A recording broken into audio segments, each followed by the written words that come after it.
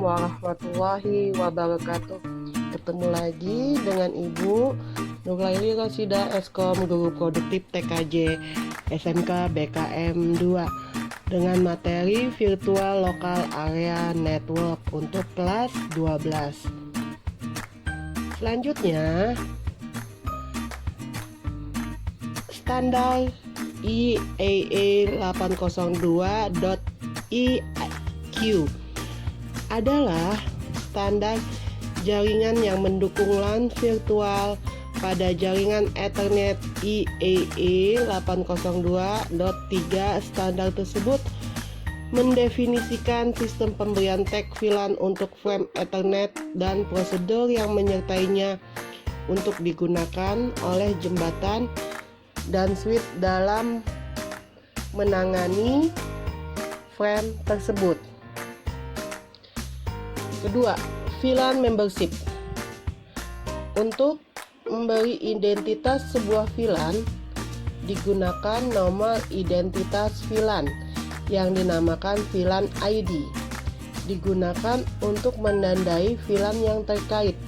Dua RAN VLAN ID adalah normal RAN VLAN antara 1 sampai 1005. Digunakan untuk jaringan skala kecil dan menengah. Nomor ID 1002 sampai dengan 1005 dicadangkan untuk token ring dan FDDI VLAN. Yang B, Extended Range VLAN 1006 4094 memungkinkan para service provider untuk memperluas infrastrukturnya kepada konsumen yang lebih banyak.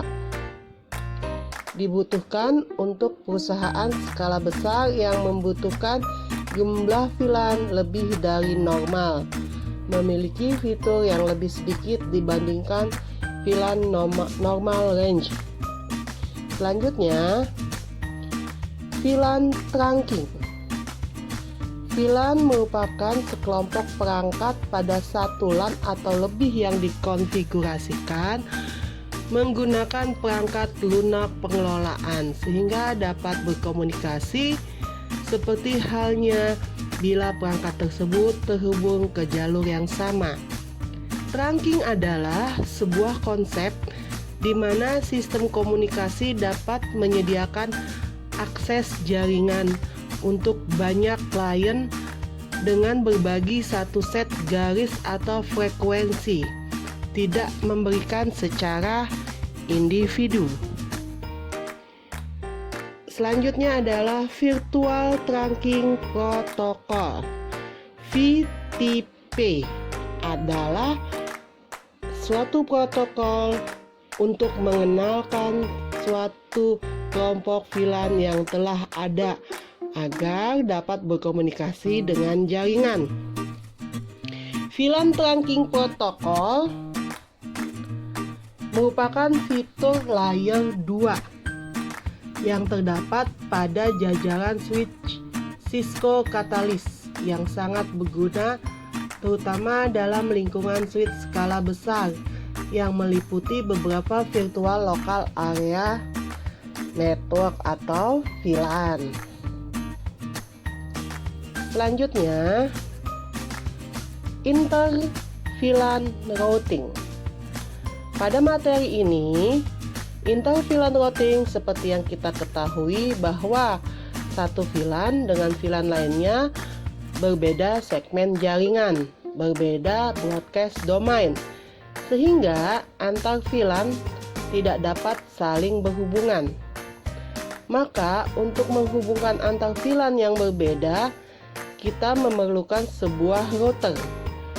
Konfigurasi router inilah yang disebut dengan inter-VLAN routing.